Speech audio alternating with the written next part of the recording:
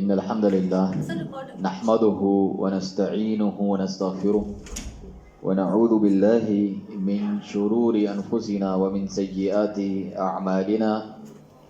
من يهده الله فلا مضل له ومن يضلل فلا هادي له وأشهد أن لا إله إلا الله وحده لا شريك له وأشهد أن محمدا عبده ورسوله صلى الله عليه وعلى آله وصحبه وسلم تسليما كثيرا إلى يوم الدين ثم أما بعد فأعوذ بالله السميع العليم من الشيطان الرجيم يا أيها الذين آمنوا اتقوا الله حق تقاته ولا تموتن إلا وأنتم مسلمون يا أيها الناس اتقوا ربكم الذي خلقكم من نفس واحدة وخلق منها زوجها وبث منهما رجالا كثيرا ونساء واتقوا الله الذي تساءلون به والأرحام إن الله كان عليكم رقيبا يا أيها الذين آمنوا اتقوا الله وقولوا قولا سديدا يصلح لكم أعمالكم ويغفر لكم ذنوبكم ومن يطع الله ورسوله فقد فاز فوزا عظيما. ہر قسم کی حمد و ثنا، بڑائی، کبریائی اللہ مالک الملک ذوالجلال والاکرام کے لیے لائق اور زیبا ہے، جو خالق ہے، مالک ہے، حقیقی حاکم ہے، جس کے ہاتھ میں تمام قدرتیں اور حکومتیں ہیں، زندگی اور موت کا مالک ہے، بادشاہوں کا بادشاہ، شہنشاہ ہے، رب العالمین ہے، جس کے پیارے نام اور اعلیٰ صفات ہیں، جس میں کوئی اس کا شریک نہیں، جس کا یہ تقاضا ہے کہ ہم اسی کی عبادت کریں، اس کی عبادت میں کسی کو شریک نہ کریں. یہ وہ توحید ہے جس کے لیے اللہ تعالیٰ نے اس کائنات کو پیدا کیا، جن و انس کو پیدا کیا، انبیاء اور رسول علیہم الصلاۃ کا سلسلہ جاری کیا. اسی کی بنیاد پر جنت اور جہنم کے فیصلے ہوں گے. اللہ سبحانہ تعالیٰ کے بے شمار درود و سلام ہوں تمام انبیاء کرام پر، جن میں سے سب سے آخری اور افضل ہمارے اور آپ کے نبی خاتم الانبیاء والمرسلین نبینا محمد وعلی آلہ وصحبہ اجمعین. اللہ سبحانہ تعالیٰ کے بے شمار درود و سلام ہوں، رحمتیں اور برکتیں نازل ہوں آپ پر اور آپ کی پیروی کرنے والوں پر، اور ہمیں بھی اللہ تعالیٰ ان کے نقش قدم پر چلنے کی توفیق عطا فرمائے. جیسا کہ سب جانتے ہیں خواتین و حضرات کہ ہمارے اس موجودہ دور میں اور خصوصاً ان دنوں میں سب سے پسندیدہ ٹاپک لوگوں کا یہی ہوتا ہے سیاست، ووٹنگ، کس کو ووٹ دے رہے ہو، کون آ رہا ہے، کون جا رہا ہے.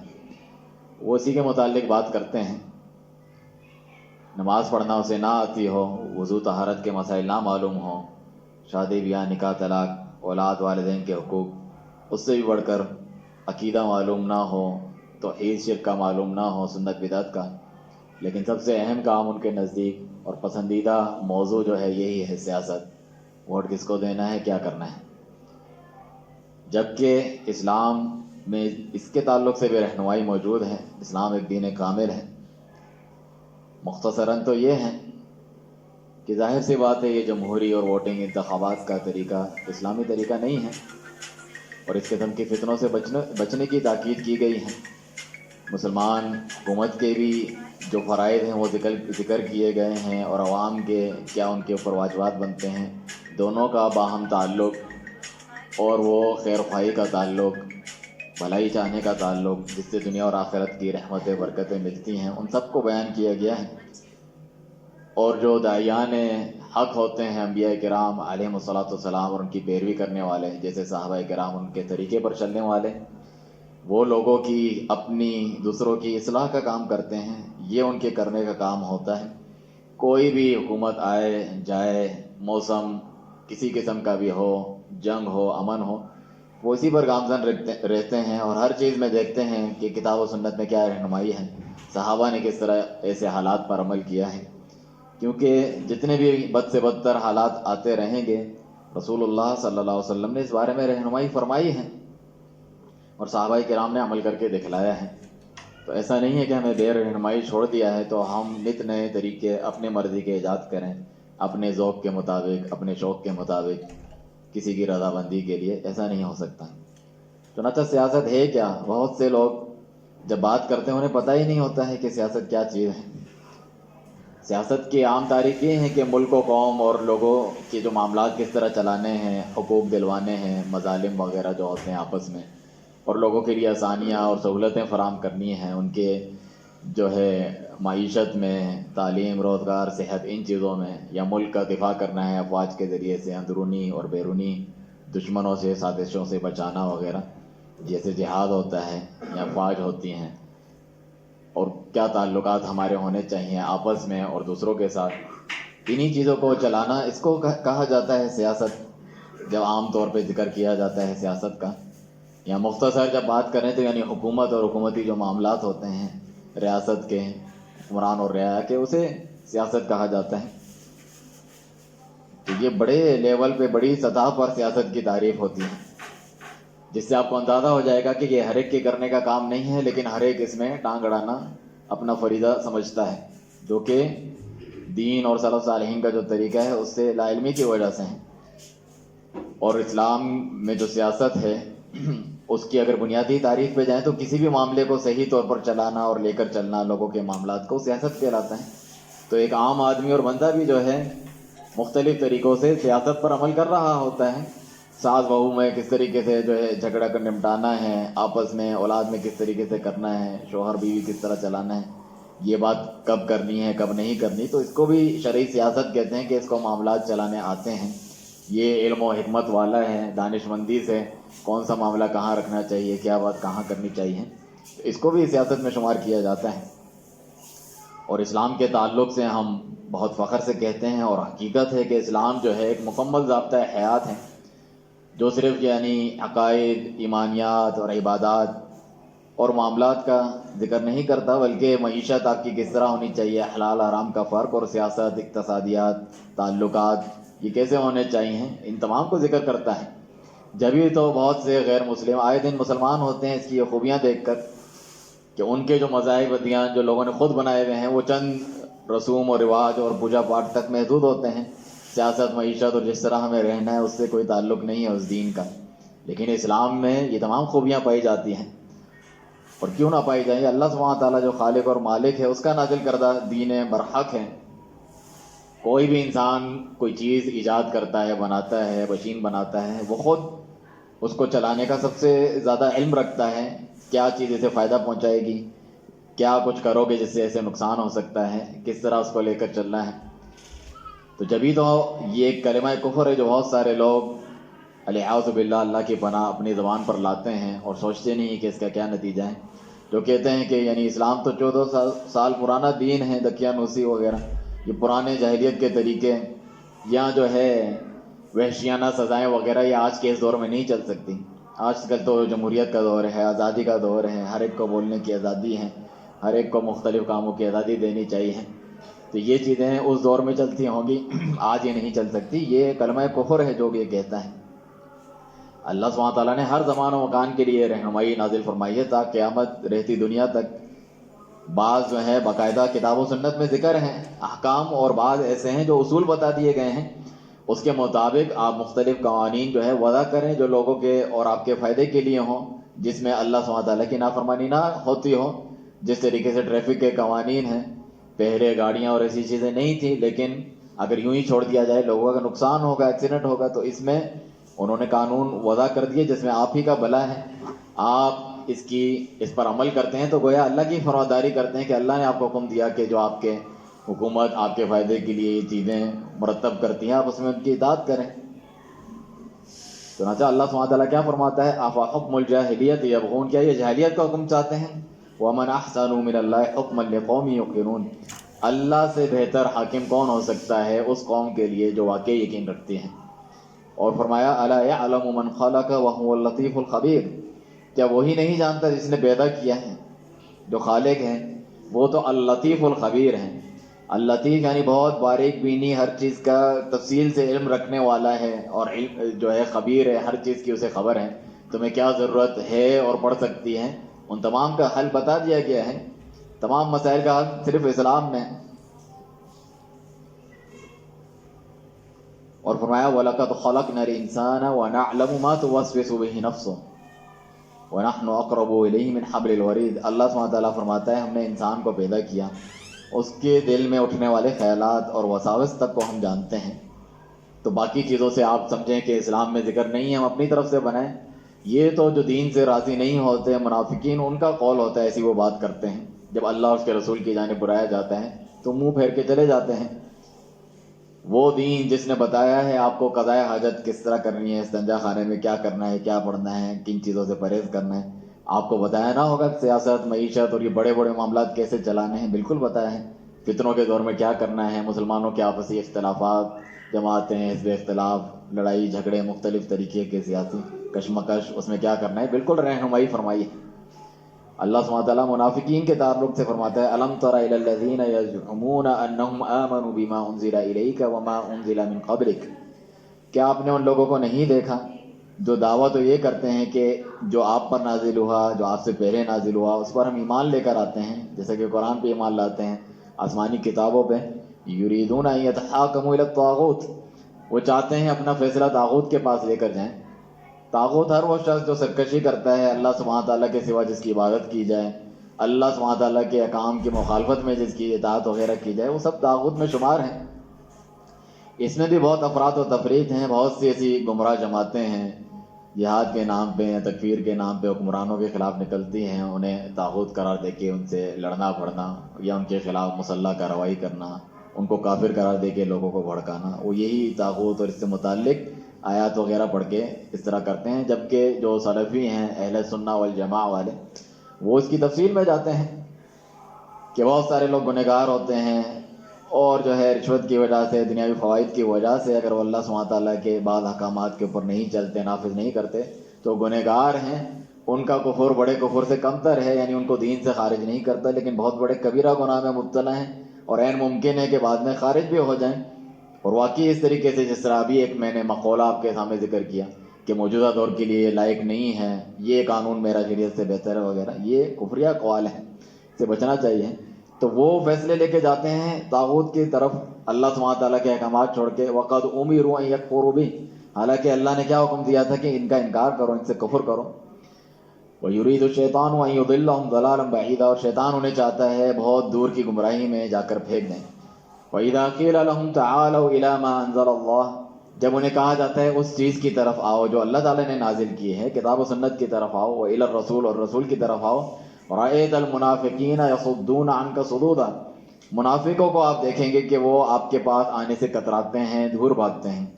فَكَيْفَ إِذَا أَصَابَتْهُمْ مُصِيبَةٌ بِمَا قَدَّمَتْ أَيْدِيهِمْ، پھر اس وقت کیا حال ہوگا ان کا جب ان پر ان کے اپنے کرتوتوں کی وجہ سے کوئی مصیبت آن پڑے۔ یہ جو مختلف نظام چلاتے ہیں مصیبتوں میں گھرے رہتے ہیں، ان کے مسائل ختم ہونے کا نام نہیں لیتے، نئے نئے فارمولہ پیش کرتے ہیں، ہر دفعہ فیل ہو جاتے ہیں۔ تو پھر ثم جاؤکا، پھر وہ آپ کے پاس منہ لٹکا کے آتے ہیں، یحلفون باللہ، اللہ کی قسمیں کھا کے کہتے ہیں، ان اردنا الا احسانا و توفیقا، ہمارا ارادہ تو بھلائی کا ہی تھا اور اصلاح کرنے کا تھا، ہمارے جو ہے گمان میں، ہماری عقل کے مطابق یہ جو ہم نے چیزیں کی ہیں، یہ جو اصلاحات نافذ کی ہیں، اس میں لوگوں کی زیادہ بہتری تھی کتاب و سنت سے ہٹ کے اور اس کے مخالف۔ اللہ تعالیٰ فرماتا ہے اولئک الذین یعلم اللہ ما فی قلوبہم، اللہ تعالیٰ ایسے لوگوں کے دلوں میں جو چیز چھپی ہوئی ہے وہ اچھی طرح جانتا ہے۔ ہمیں کیا کرنا ہے ان کے ساتھ؟ وَأَعْرِضْ عَنْهُمْ، ان سے منہ موڑ دو، وَعِظْهُمْ، واعظ و نصیحت کرو ان کو، وَقُلْ لَهُمْ فِي أَنفُسِهِمْ قَوْلًا بَلِيغًا، ایسی بات کرو ان کے سامنے جو ان کے دل میں گھر کر جائے، ان کے دل میں بیٹھ جائیں، یعنی اللہ کا ڈر یاد دلاؤ، کتاب و سنت کی جانب رجوع کرنا انہیں یاد دلاؤ کہ اس سے بہتر کوئی فیصلہ نہیں ہو سکتا۔ اللہ سبحانہ تعالیٰ تو ایسوں کو کافر، ظالم، فاسق تک قرار دیتا ہے، وَمَن لَّمْ يَحْكُم بِمَا أَنزَلَ اللَّهُ فَأُولَٰئِكَ هُمُ الْكَافِرُونَ الظَّالِمُونَ الْفَاسِقُونَ، جو اللہ کے دین شریعت کو پسند نہیں کرتے، اس کے مطابق فیصلے نہیں کرتے، کفر اور فسق اور ظلم میں مبتلا ہیں، اسی تفصیل کے مطابق جو میں نے ذکر کیا کہ دین جیسا سمجھتے ہیں اس سے بہتر سمجھتے ہیں تو دین سے ہی خارج ہیں۔ اگر وہ اپنے آپ کو گنہگار سمجھتے ہیں، اللہ کی شریعت کو ہی بہتر سمجھتے ہیں، پھر بھی اس پر عمل نہیں کرتے جس طرح ہمارے مسلمانوں کا حال ہے، تو وہ بھی بہت بڑے گنہگار ہیں، بڑے کفر سے کم تر کفر میں مبتلا ہیں، اور ڈر ہے کہ کہیں اسلام سے خارج نہ ہو جائیں، تو بچنا تو ہر صورت میں ہے اس سے۔ چنانچہ صحابہ کرام کا کیا طریقہ تھا حکومتی معاملات کشمکش کے تعلق سے؟ ابو حازم جو کہ شاگرد ہیں ابو ہریرہ رضی اللہ عنہ صحابی رسول کے، وہ فرماتے ہیں کہ میں قعدت ابا ہریرہ 5 سنین، میں 5 سال تک آپ کے پاس بیٹھ کر حدیثیں سنتا رہا. ہمارے ہاں جو ہے حکومتی جو دور ہوتا ہے وہی 5 سال کا ہی ہوتا ہے. وہ بیٹھ کر یہ نہیں بتاتے رہے کہ اب کون سی آنی ہے کون سی جانی ہے، وہ یہ نہیں سوچتے تھے.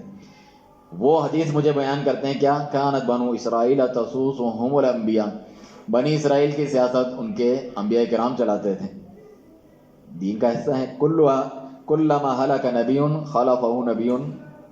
جب بھی کوئی نبی فوت ہو جاتا تو دوسرا نبی اس کی جگہ لے لیتا.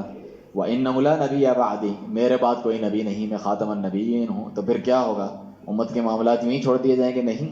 وَسَيَكُونُ خُلَفَاءُ فَيَكْفُرُونَ، خلفاء آئیں گے میرے بعد، حکمران آئیں گے اور وہ بہت زیادہ ہوں گے، ایک پر ایک آئیں گے. تو تمہیں کیا کرنا ہے، خود بھی اپنے آپ کو نامزد کر کے اس کے لیے پیش کرنا ہے. نہیں، فو بِبَيْعَةِ الْأَوَّلِ فَالْأَوَّلِ، جس کی پہلے بیعت کر لی گئی ہے اسی کے ساتھ وفا کرو. بیعت کا مطلب ہوتا ہے ہاتھ میں ہاتھ دے کر میں عہد کرتا ہوں آپ کی اطاعت فرمانبرداری کا اللہ تعالیٰ کی اطاعت میں. تو ضروری نہیں ہے کہ ہر ایک آدمی جو ہے لاکھوں کروڑوں ہاتھ پہ بیعت دیتے رہے، اس کے تو ساری زندگی اسی میں گزر جائے گی. یہ نہیں ہوتا ہے. جو بڑے ہوتے ہیں قبائل کے اہل حل و عقد لوگ ہوتے ہیں، علم حکمت والے، ان کی نمائندگی کرنے والے، وہ جو ہے مانتے ہیں کہ یہ ہمارا حکمران ہے، تو وہ ان کا حکمران ہوتا ہے اسلامی طور طریقے کے مطابق. تو اس کی تمہیں اطاعت کرنی ہے. اور اعطوہم حقہم، ان کا حق انہیں دینا ہے. ان کا حق کیا ہے، سننا ہے اور اطاعت کرنی ہے. کیونکہ فإن اللہ سائلهم عما استرعاهم، پھر ہمارے حق کا کیا بنے گا،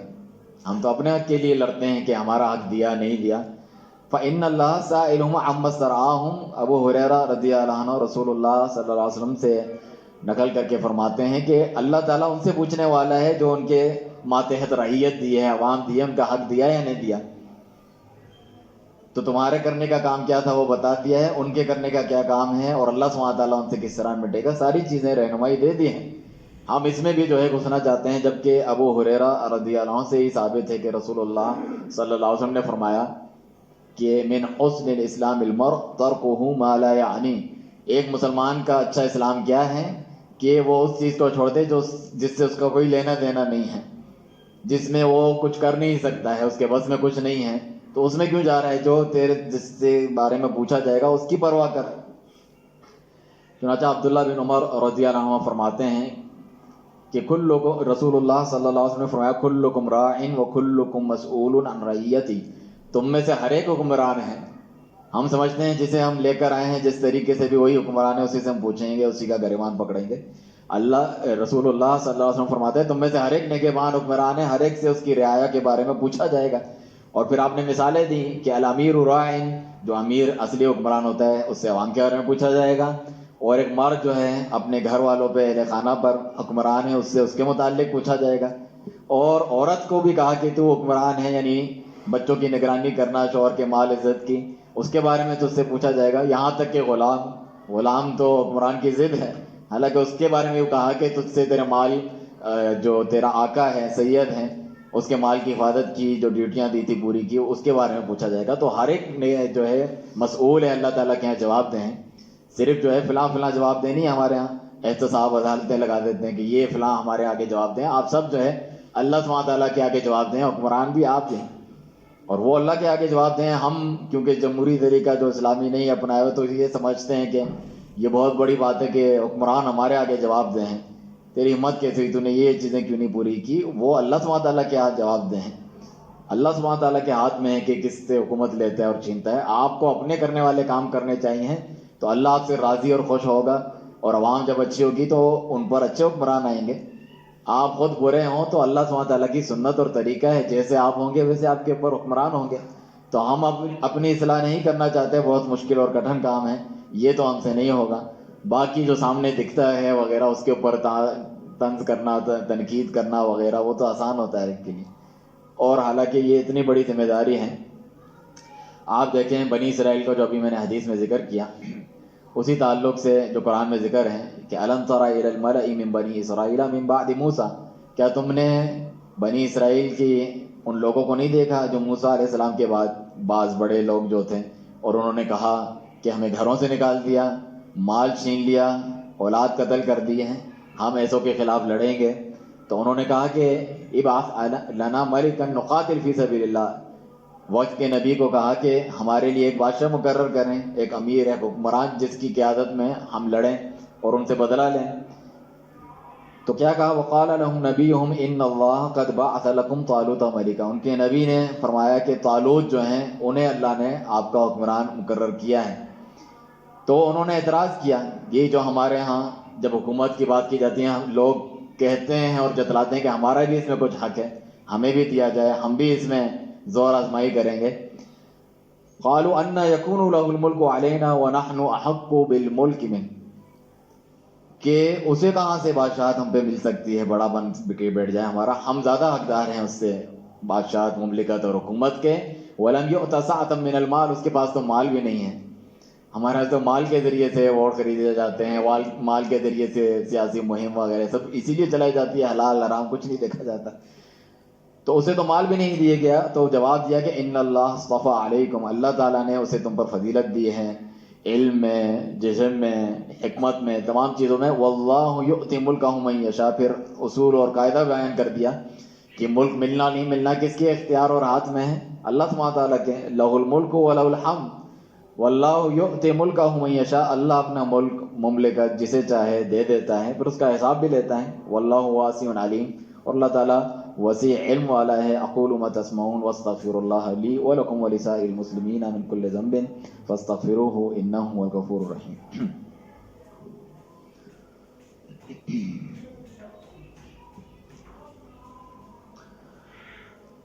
الحمد للہ حمدا کثیرا طیبا مبارکا فیہ کما یحب ربنا ویرضى، والصلاة والسلام علی خاتم الانبیاء والمرسلین نبینا محمد وعلی آلہ وصحبہ اجمعین۔ واعلموا ان خیر الحدیث کتاب اللہ وخیر الہدی ہدی محمد صلی اللہ علیہ وسلم، وشر الامور محدثاتها فإن كل محدثة بدعة وكل بدعة ضلالة وكل ضلالة في النار۔ موجودہ سیاسی اور جمہوری نظام جو مسلمانوں نے خود غیر مسلموں کافروں سے، اسلام کے دشمنوں سے سیکھا ہے، اور باور یہ کرایا جاتا ہے کہ ہم اسلامی نظام لانا چاہتے ہیں، بھلائی چاہتے ہیں، بعض دینی سیاسی جماعتوں کی طرف سے، اور بعض سیکولر ہوتے ہیں کہ ہمیں دین سے کوئی لینا دینا نہیں ہے۔ حالانکہ یہ دینی جماعتیں بھی سیکولر نظریہ ہی رکھتی ہیں کہ آپ کے دین وغیرہ سے، آپ کے عقیدے سے، شرک بدعات وغیرہ سے ہمیں کچھ لینا دینا نہیں ہے، سب آؤ جمع ہو جاؤ، ہمیں ووٹ دو، ہمیں لے کر آؤ، ہم اچھے ہیں۔ تو وہ بھی سیکولر سوچے، یہ بھی وہ دین والا کارڈ نہیں کھیلتے ہیں، آپ اس کے ذریعے سے کھیلتے ہیں، آپ زیادہ گنہگار اور خطرناک ہیں۔ جس طرح یہ رجب کا مہینہ ہے، ہم کیا کہتے ہیں کہ بدعات پر عمل نہ کرو، صلاۃ الرغائب نہ پڑھو اور کنڈے نہ کرو، اور شب معراج منانا سنت سے ثابت نہیں ہے، اس رات کا قیام، دن کو روزے رکھنا، یہ تمام چیزیں بدعات ہیں، اس پر عمل نہ کرو، ثواب کی جگہ کیا ملے گا؟ گناہ ملے گا، حالانکہ بظاہر وہ نیکی کا کام کر رہے ہیں۔ تو وہ شخص اللہ کے نزدیک زیادہ قابل پکڑ ہیں کہ جو دین کا نام لے کے اس قسم کی چیزیں پھیلاتے ہیں لوگوں میں، بجائے اس کے کہ جو دین کا نام نہیں لیتا وہ بھی گنہگار ہے، لیکن کم از کم وہ دین کو تو بدنامی کا سبب نہیں بنتا، اپنے غلط چیز کو دین کا نام لے کے تو صحیح قرار دینے کی کوشش نہیں کرتا۔ چنانچہ اللہ سبحانہ تعالیٰ نے یہ تفرقے بازی، مختلف لسانی جماعتیں،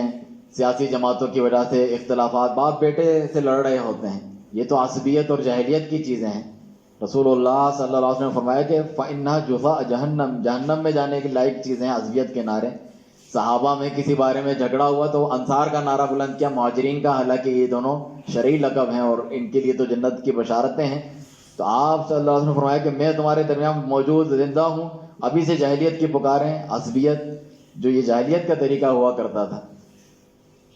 اس کو نبی صلی اللہ علیہ وسلم نے کہا کہ جاہلیت کے کام ہے اور میری امت ایسے کاموں کو نہیں چھوڑے گی، یعنی کچھ لوگ یہ کام کرتے رہیں گے، ان چیزوں کی طرف بلانا۔ فرمایا وَاعْتَصِمُوا بِحَبْلِ اللَّهِ جَمِيعًا وَلَا تَفَرَّقُوا، تم سب مل کر اللہ کی رسی کو مضبوطی سے تھامے رہو، اور مختلف جماعتیں، ٹولیاں، پارٹیاں نہ بن جاؤ کسی بھی بنیاد پر۔ اللہ کی رسی کو تھامنے سے مراد قرآن ہے، سنت ہے، صحابہ کا طریقہ ہے، اور صحابہ کے طریقے میں سے بات شامل ہے جو سنت سے انہوں نے سیکھی کہ آپ کی ایک ریاست اور حکمران ہے، اچھا ہو یا برا، آپ کو اس کی اطاعت میں چلنا ہے، اس کے خلاف لڑنا، بغاوت نہیں کرنی، اس کے لیے دعا کرنی ہے، خیر خواہی چاہنی ہے، اس کو نصیحت کرنی ہے۔ یہ جو ہے اسلامی طریقہ ہے جس پر صحابہ کرام چلتے آئے ہیں، جو آپ اور ہم سے زیادہ دینی غیرت رکھنے والے تھے، اپنا جو ہے لوگوں کا بھلا اور اسلام کا بھلا چاہنے والے تھے۔ چنانچہ رسول اللہ صلی اللہ علیہ وسلم نے فرمایا کہ ایسے بھی حکمران آئیں گے تمہیں تمہارے حقوق نہیں دیں گے، کمر پہ کوڑے ماریں گے، مال چھین لیں گے، ان کے دل شیاطین کے دلوں کی جیسے ہوں گے جس میں کوئی خیر کی امید باقی نہیں ہوگی۔ تو تب بھی کیا فرمایا کہ تھلزم جماعت المسلمین و امامہم، صحابی حذیفہ بن یمان رضی اللہ عنہ کو فرمایا کہ مسلمانوں کے جو حکمران ہیں، امام، اور ان کی جماعت جو ان کا اکٹھ ہے، جو ریاست ہے، اس کے ساتھ جو ہے جڑے رہنا۔ اور دوسرے جو سیاسیاں دینی طور پہ اپنی طرف بلا رہے ہوں گے ان کو کیا کہا آپ صلی اللہ علیہ وسلم نے؟ دعات علی ابواب جہنم، جہنم کے دروازے کی طرف بلانے والے ہوں گے۔ من اجابوہم فیہا قذفوا فیہا، جو ان کی پکار پہ لبیک کہے گا، لوگ تو تحریکیں چلاتے ہیں اس نام پہ کہ ہماری طرف آ جاؤ، تو وہ اسے اٹھا کر کہاں جائیں گے؟ جہنم میں رسید کر دیں گے، وہاں پھینک دیں گے۔ تو فتنوں کے دور میں سلامتی کا راستہ نبی صلی اللہ علیہ وسلم نے یہ بتلایا ہے۔ اور جو سچی پیروی کرنے والا ہے نبی صلی اللہ علیہ وسلم کی، صحابہ کرام کے طریقے پر چلنے والا ہے، ان سے محبت کرنے والا ہے، اس کے دل میں کبھی بھی تنگی محسوس نہیں ہوگی ایسی باتیں سن کر۔ جن کے دلوں میں وہ سچی محبت پیدا نہیں ہے، اطاعت کا جذبہ نہیں ہے، ان کو تنگی محسوس ہوتی ہے اس قسم کی جب باتیں کی جاتی ہیں، سننے کی، اطاعت کرنے کی، خیر خواہی چاہنے کی۔ چنانچہ رسول اللہ صلی اللہ علیہ وسلم نے فرمایا کہ 3 چیزیں ایسی ہیں کہ جن میں ایک مسلمان کا دل کبھی کھوٹ نہیں کھاتا ہے، نہ تنگی محسوس کرتا ہے۔ اس میں سے ایک یہ بھی کہا کہ جس حکمران کی وہ بیعت کرتا ہے، جس کو حکمران اس کے سر پہ اللہ تعالیٰ مسلط کر دیتا ہے، تو اس کی اطاعت فرمانبرداری کرتا ہے، اس سے نکلتا نہیں ہے۔ چنانچہ رسول اللہ صلی اللہ علیہ وسلم نے فرمایا من اتاکم وامرکم جمیع، جو تمہارے پاس اس حالت میں آئے کہ ایک حکمران موجود ہے، ریاست اس کے تحت تم رہ رہے ہو، اس پر جمع ہیں، یرید ان یفرق جماعتکم، تمہاری جماعت کو تتر بتر کرنا چاہتا ہے، پھوٹ ڈالنا چاہتا ہے، وان یشق عصاکم، تمہاری حکومت کا تختہ الٹنا چاہتا ہے، فاقتلوہ کائنا من کان، یہ تمام صحیح بخاری مسلم کی احادیث ہیں، تو اسے قتل کر دو، کوئی بھی ہو، کہیں بھی ہو۔ یہاں تو جو حزب اختلاف کے لیے اپنے کو نامزد کرتے ہیں، فخر سے سینہ پھلا کے، فوٹو سیشن بنا کے، جگہ جگہ بینر لگائے ہوتے ہیں۔ اگر آپ اسلام کے واقعی خیر خواہ ہیں تو اس کا تو حکام یہ ہے کہ سب سے پہلے آپ مارے جائیں گے، لیکن یہ بات جاننا بھی ضروری ہے کہ یہ حکمران وقت کی ذمہ داری ہوتی ہے جس طرح حدود نافذ کرنا۔ اس حدیث سے کوئی غلط مطلب سمجھ کے باہر مارنے نہ نکل جائے، بلکہ اپنے ہاتھ میں قانون نہیں لینا ہوتا، اس کی ذمہ داری ہے کہ ایسی جو بھی بغاوتیں ہوں اس کو کچلا جائے، اس کا سامنا کیا جائے، جس طرح صحابہ کرام کیا کرتے تھے۔ اور فرمایا من باع اماما فاعطاه صفقۃ یدی وثمرۃ قلبی، جس نے کسی حکمران کی بیعت کی، اس کو اپنا حکمران مانا، اپنے دل کا اخلاص پھل اس کو دے دیا، فلیطعه ان استطاع، جتنا ہو سکتا ہے اس کی فرمانبرداری کرے، فإن جاء آخر ينازعه فاضربوا عنق الآخر، دوسرا اس کے مقابلے میں کھڑا ہو، یہاں پہ تو کھڑے ہوتے ہیں، اپنا جو ہے کاغذات جمع کریں، اس کے مقابلے میں کون کھڑا ہو رہا ہے، فاضربوا عنق الآخر، تو اس کی گردن اتار دو۔ تو ایسے لوگ کس طرح جو آپ کو دین کے نام پر ہی جو ہے ان ووٹنگ کی طرف، الیکشن کی طرف، اپنے آپ کو نامزد اور انتخابات کی طرف بلاتے ہیں، کس منہ سے؟ جو اللہ سبحانہ تعالیٰ کی جو ہے احکام پر نہیں چلنا چاہتے، رسول اللہ صلی اللہ علیہ وسلم کی سنت کو پس پوش ڈالتے ہیں، صحابہ کے طریقے کو نہیں دیکھتے ہیں، بلکہ اسے بزدلی اور کمزوری سمجھتے ہیں۔ ہم کیوں ان کے آگے جھکیں؟ ایسی کی تیسی حکمران، یہ جلسے، یہ دھرنے، یہ دروس، یہ ان کے خلاف پروگرام ہوگا، یہ بیانات، ہم بیٹھیں گے ٹی وی پر، انٹرنیٹ پہ، سوشل میڈیا پہ تبصرے ہوں گے، اس کو وہ اچھی چیزیں سمجھتے ہیں۔ تو جب ان کے ساتھ جو وفادار نہیں ہے اسلام کے ساتھ، اللہ اور اس کے رسول کے ساتھ، وہ آپ کے کا جو ہے خیال کرے گا بعد میں؟ وہ تو پرواہ ہی نہیں کرے گا، اس کے کوئی ڈر نہیں ہے اللہ سبحانہ تعالیٰ کا دل میں، تو وہ آپ کی کہاں خیال رکھے؟ بس یہ باتیں ہیں، اس نے دوسرا لیبل لگایا ہے، انہوں نے اسلام کا اور اپنی طرف بلا رہے ہیں۔ چنانچہ اسلام میں اس کی بڑی اہمیت ہے، دیکھ بھال کر ان چیزوں کو سمجھنا چاہیے۔ اس تعلق سے انشاءاللہ آئندہ جمعے میں بھی جو ہم اس کو جاری رکھیں گے کہ جو ہے حکومت اور ولایت وغیرہ اس کی کیا جو ہے اہمیت ہے، حکمرانوں کی کیا ذمہ داری ہے، عوام کی کیا ذمہ داری ہے، اور ہمارے ہاں موجودہ جو دینی تحریکیں وغیرہ ہوتی ہیں اسلام کے نام پر، کیونکہ جو سیکولر ہیں وہ تو کہتے ہیں ہم اسلام کو نہیں چاہتے ہیں، انہیں بھی جو ہے اللہ تعالیٰ ہدایت دے، لیکن دین کے نام پر جو ایک عجیب سے قسم کا نقشہ پیش کیا جاتا ہے سیاسی ڈھانچہ کے، انبیاء کرام کو بھی ایسے ثابت کیا جاتا ہے، کوئی حکومت قائم کرنے آئے تھے، حکومت گرا کے اپنی حکومت الہیہ قائم کرنے کے لیے آئے تھے، جبکہ توحید کی دعوت، شرک کا رد، سنت کی دعوت، بدعات کا رد وغیرہ اس کی وہ پرواہ نہیں کرتے ہیں، اس کو پس پوش ڈالتے ہیں، اس کے مخالفین کو اپنا دوست یار بناتے ہیں۔ تو یہ چیز کیسے اچھی ہو سکتی ہے، کیسے صحیح ہو سکتی ہے اگر یہ اللہ کے دین کو چھوڑنے پر مبنی ہو، آخر میں آپ کو دین کے ساتھ سمجھوتے کرنا پڑے۔